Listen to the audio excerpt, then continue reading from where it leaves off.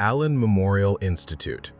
A woman checked into a Montreal psychiatric ward for mild postpartum depression, checked out 9 months later not knowing her own husband's name.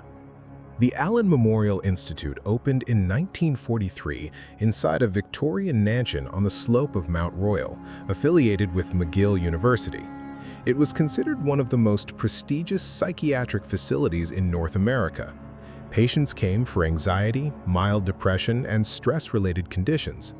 Dr. Ewan Cameron, its director, was elected president of both the American and Canadian Psychiatric Associations. He was, by every institutional measure, the most credible psychiatrist on the continent. Beginning in 1957, Cameron received covert funding from the CIA's Project MKUltra, a classified program to develop brainwashing techniques during the Cold War. The payments were laundered through a front organization called the Society for the Investigation of Human Ecology.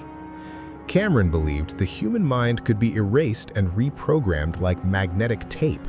He called the process psychic driving. His patients were not told they were part of any experiment. Patients were placed into drug-induced sleep for up to 65 consecutive days using barbiturates and insulin. While unconscious, they were subjected to electroconvulsive therapy at 30 to 40 times the standard voltage, administered up to 3 times daily. LSD and PCP were injected without patient knowledge or consent. Looped audio messages, sometimes the patient's own voice, played continuously through speakers hidden under their pillows, cycling thousands of times per session.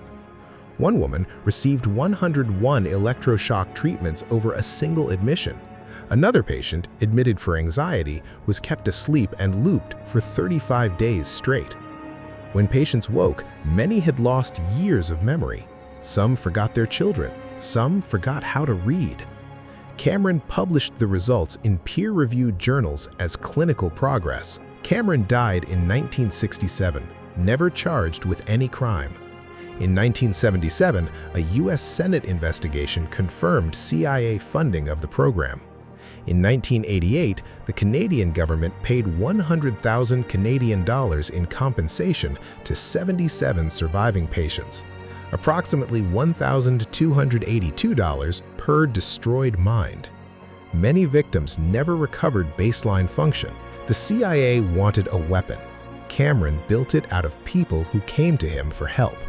The consent form they never signed is the only missing document. Jewish Chronic Disease Hospital. In 1963, doctors injected live cancer cells into 22 elderly patients. The patients were told they were receiving routine treatment. None of them had cancer until that afternoon. Dr. Chester Southam was a cancer researcher at the Sloan Kettering Institute in Manhattan. He had already conducted similar injections on cancer patients under the premise that they had consented, though later review found those consents were ambiguous at best.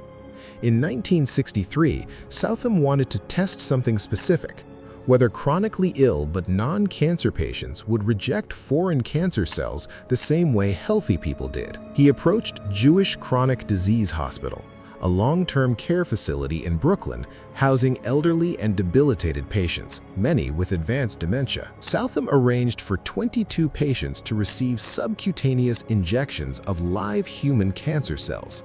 Hospital staff described the injections to patients simply as a skin test. No mention of cancer, no mention of live cells. No disclosure that the injection was experimental and carried no therapeutic benefit for them whatsoever. 3 junior physicians on staff, Dr. David Levin, Dr. Perry Fursko, and Dr. Robert Finkel, refused to participate.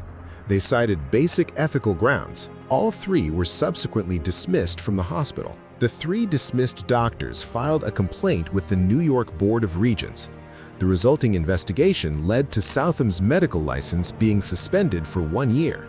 He returned to practice afterward and was elected president of the American Association for Cancer Research in 1968, 5 years after the injections. The 22 patients who received the cells were never publicly identified. The doctors who refused lost their jobs.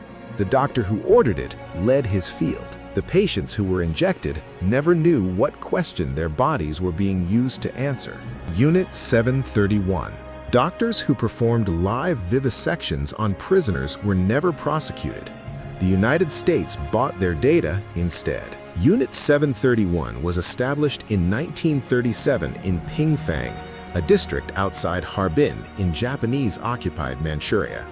The facility operated under cover name Epidemic Prevention and Water Purification Department of the Kwantung Army. It spanned 6 square kilometers, employed over 3,000 staff at its peak, and processed an estimated 3,000 to 12,000 prisoners over 8 years.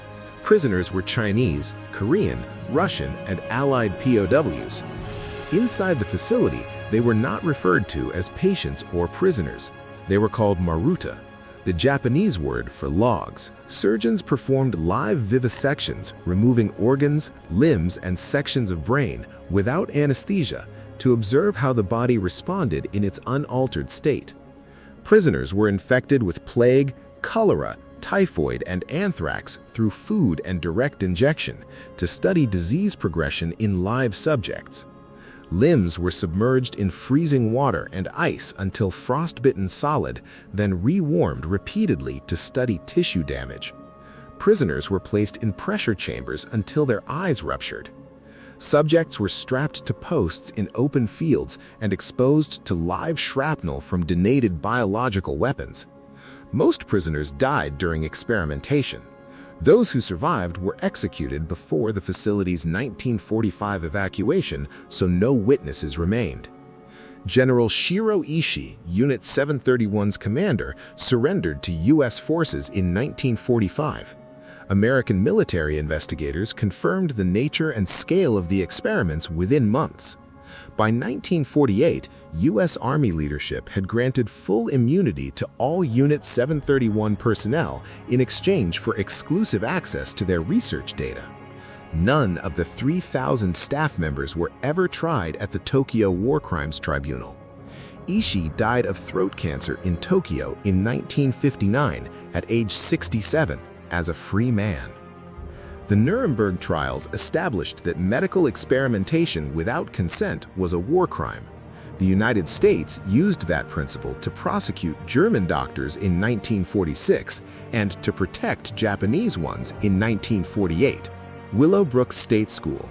The only way parents could get their disabled children admitted to Willowbrook was to agree in writing to have them deliberately infected with hepatitis. Willowbrook State School opened in 1947 on Staten Island as a state-funded institution for children with intellectual disabilities. By the mid-1950s, it was operating at nearly double its intended capacity of 4,000, housing over 6,000 residents in conditions that investigators would later describe as deplorable. Hepatitis A was endemic in the facility. The overcrowding and poor sanitation ensured nearly every newly admitted child contracted it within the first year anyway. Dr. Saul Krug, a New York University infectious disease researcher, saw an opportunity.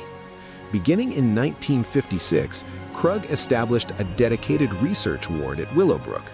Newly admitted children, some as young as 3 years old, were enrolled in the study. Parents were presented with 2 options.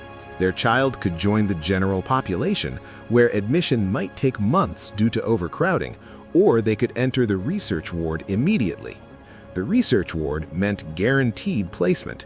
It also meant their child would be fed live hepatitis virus in a chocolate milk solution or injected directly and monitored as the disease progressed. Over 14 years, more than 700 children passed through Krug's hepatitis studies. Krug published his results in The Lancet and the Journal of American Medical Association. His work was peer-reviewed and praised. The studies continued until 1970, when public exposure and internal pressure from disability rights advocates forced their end. Willowbrook itself was shut down in 1987 following a federal consent decree. Krug received the Lasker Award, American medicine's highest honor, in 1983, partly in recognition of his hepatitis research. The children in his ward received a disease. The parents signed consent forms because they had no other choice. In medical ethics, a signature obtained by desperation is not called consent. At Willowbrook, it was called enrollment.